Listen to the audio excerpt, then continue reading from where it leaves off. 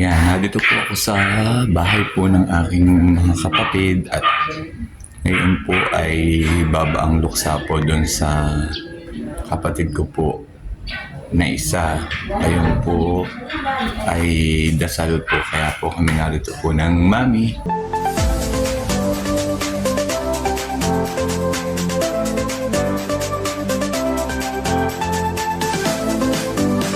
Bahay po ng aking mga kapatid at may dasal po doon sa akin pong kapatid na namatay na isa. Nasa bahay po muna kami ng ate.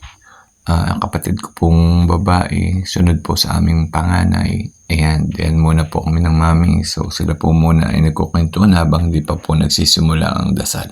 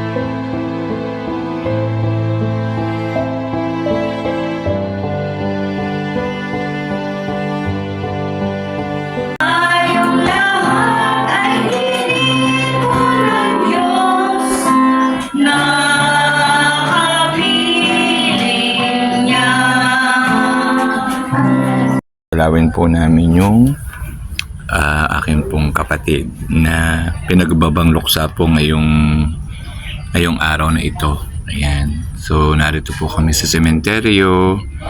Kasama ko po si Utoy, kanya pong asawa, ang ina po ng kanyang asawa at ang mami po. Wala pong masyadong tao kasi ordinaryong araw po.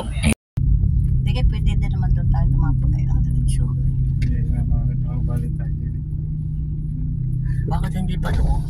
Balik lang, bossing. Wala pa lang matadaanan.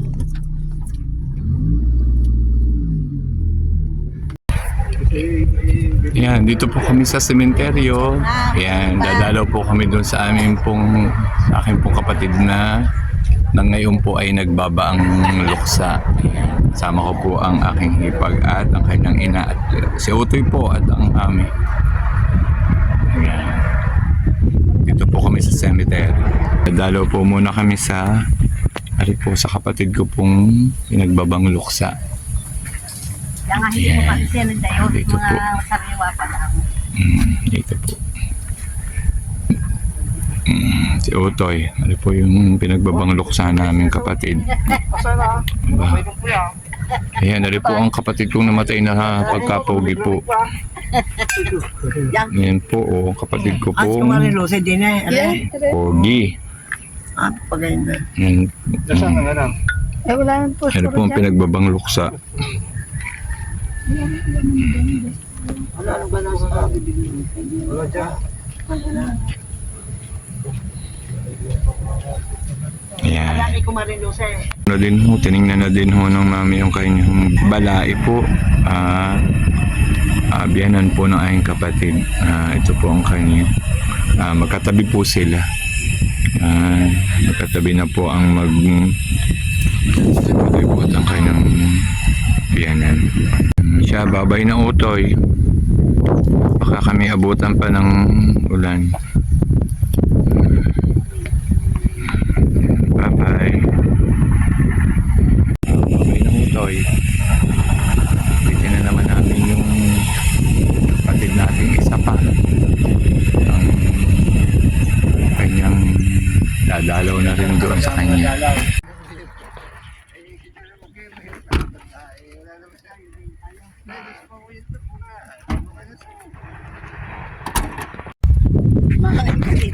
Sarap ng hangin. Malamig pa dito.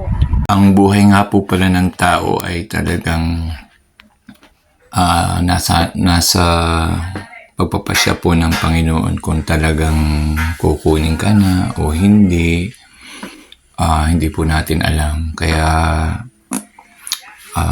talaga pong pag may namayapang kapamilya, ipapasa Diyos na po natin dahil yun po ay talagang yun po ang nakatadhana.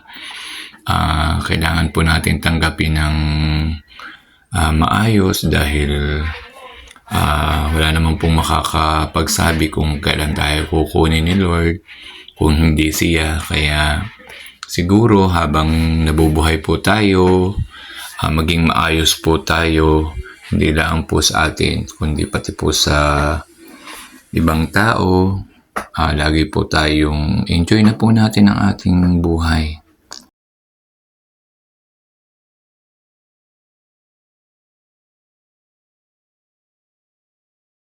Umalaw din po kami sa libingan po ng kapatid ko nung namatay po nitong October 31. Yung kinabukasan po ay birthday ko. So kaya hindi na po ako nag-celebrate nung time na yun. Yan. So yan po, mamit si Utoy. Dumalo na po kami. At dahil natin na din naman po sa sementeryo. So isang lakad lang po.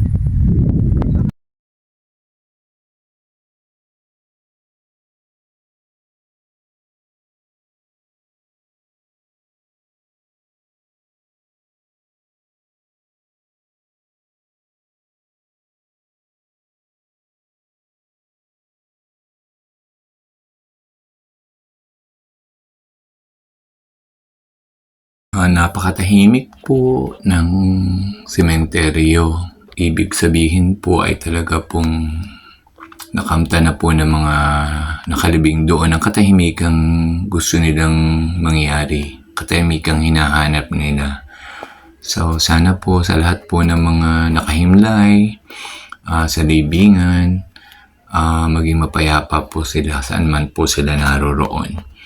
Lahat po ng mga namayapa ay gabayan po ang mga kanila pong mga pamilya.